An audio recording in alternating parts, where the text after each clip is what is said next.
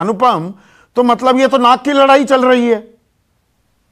आप डंडा चला रहे हैं, सुप्रीम कोर्ट तक जा रहे हैं, कह रहे हैं हम ही देंगे डिग्री और इम्तिहान कराने पड़ेंगे, राज्य अगर बंद करेंगे तो डिग्री कैसे मिलेगी, हम नहीं देंगे। यहां प्रोफेसर वेद प्रकाश चेयरमैन रह चुके हैं यूजीसी के, वो कह रहे हैं ऐसा कर ही नहीं सकते। ये हक, ये अख्तियार तो विश्वविद्यालय का है। दरअसल संदीप भाई, ये पूरा जो कंफ्यूजन और इनडिसीजन पिछले कई महीनों से देख रहे हैं हम लोग, इसने इस एक सिंपल इशू को एक्चुअली कॉम्प्लिकेट कर दिया है। और देखिए, ये मात्र यूजीसी या इससे पहले सीबीएसई भर का मसला नहीं है। हमारे देश में, पूरी दुनिया में एक बहुत बड़ा पैंडेमिक है, एक वायरस का स्प्रेड है जिसको हम रोकने की कोशिश कर रहे थे, जिसको हम ढंग से नहीं रोक पाए। आज हम जानते हैं स्थिति ये है कि हर नए दिन जो नए संक्रमण का मामला है वो पिछला रिकॉर्ड तोड़ रहा है। हमको ये पता नहीं कि पीक तक अभी भी हम पहुंचे हैं कि नहीं। हम सब जानते हैं, प्रधानमंत्री लगातार कहते हैं कि सबको 2 गज की दूरी रखनी है, तरह तरह की बात। तो इसमें सिर्फ फाइनल ईयर स्टूडेंट्स की बात नहीं है। मैं 2 दिन पहले का आपको उदाहरण देता हूं।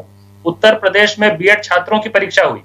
सिर्फ उत्तर प्रदेश में 4 लाख स्टूडेंट्स 74 सेंटर्स पे एग्जाम दे रहे थे। लेकिन वहां की आप तस्वीरें देखेंगे तो आपको देख के डर लग जाएगा कि पता नहीं यहां से फिर क्या स्थिति बनेगी। और इसके बाद ये सिर्फ यूजीसी फाइनल ईयर स्टूडेंट्स की बात नहीं है। जेईई मेंस, नीट का एग्जाम सितंबर में होने वाला है। बीएचयू ने under graduate, post graduate students के लिए जो एंट्रेंस एग्जाम का था उसके लिए कॉल कर दिया है सबको अगस्त के महीने में ही। ऐसी कई परीक्षाएं, सब कुछ होने लगी है। तो ऐसे में जो सरकार को करना चाहिए था, इसको एक टेक्निकल इशू ना बना के कि ये डिग्री कौन देती है कौन नहीं देती है, हम एक अभूतपूर्व संकट की स्थिति से गुजर रहे हैं। हमने एक सरकार चुनी है जिसकी जिम्मेदारी है कि देश के नागरिकों की, देश के छात्रों की, युवाओं की वो सुरक्षा करे। हम सब जानते हैं कि ये वायरस किस ढंग से फैल रहा है, किस तेजी से फैल रहा है। तो ऐसे में केंद्र सरकार को आकर एक ओवर पावरिंग ऑर्डर करना चाहिए कि ऐसी परिस्थिति में, इस वक्त जब प्रधानमंत्री जान है तो जहान है जैसा भाषण देते हैं, जैसी बातें कहते हैं, तो छात्रों की जान से खिलवाड़ क्यों? वो कौन सा कोरोना प्रूफ है? जब बताइए, बीएचयू के एंट्रेंस एग्जाम के लिए जब हजारों लाखों इकट्ठा होंगे। और मैं एक पॉइंट और आपको बोलना चाहता हूं, वो ये कि देखिए, लॉकडाउन के कारण क्या हुआ है कि इकोनॉमी पे किस तरह का इंपैक्ट पड़ा है हम सब जानते हैं। कितने लोग बेरोजगार हो गए हम सब जानते हैं। भारत सरकार रेलवे के माध्यम से ही पिछले 1.5 साल से लाखों पदों के लिए, जिसमें 2 करोड़ से ज्यादा स्टूडेंट्स ने अप्लाई कर रखा है, मैं उसके डिटेल्स में अभी नहीं जा रहा हूं। एनटीपीसी का एग्जाम है, ग्रुप डी के एग्जाम है रेलवे के, जो 1.5 साल से पेंडिंग पड़े हुए हैं।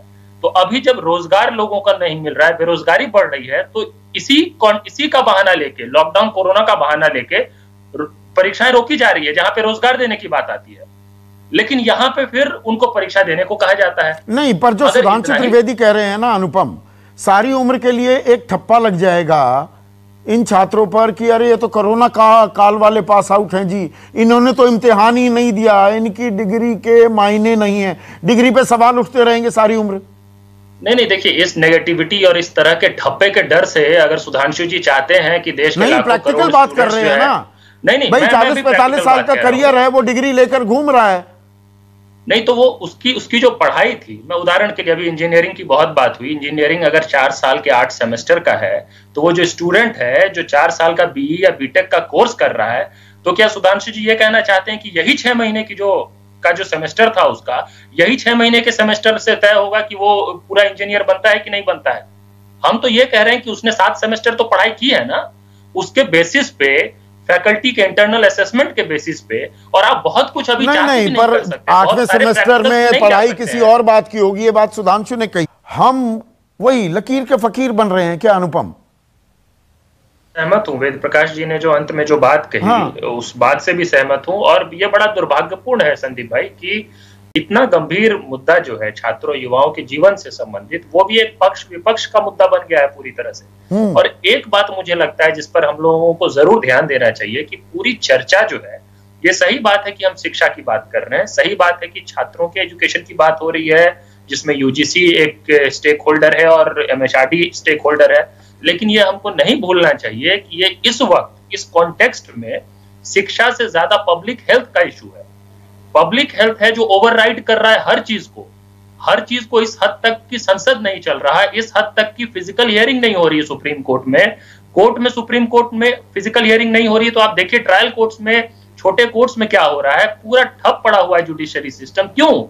क्योंकि हम एक अभूतपूर्व संकट से गुजर रहे हैं। और जो बीजेपी के प्रवक्ता ने जो आपको जो बात कही, जिससे मैं सहमत हूं, उन्होंने कहा कि मानव जाति एक अपने सबसे बड़े चुनौतियों में से गुजर रहा है। तो आप एक तरफ तो इस बात को कहते हैं कि मानव जाति की सबसे बड़ी चुनौती इस समय सब हमारे सामने है, और दूसरी तरफ अगले ही लाइन में कह देते हैं कि ऐसे समय में भी हमको परीक्षा लेना चाहिए, क्योंकि कहीं किसी स्टूडेंट को यह ना कह दिया जाए 45 साल तक की कोरोना के समय में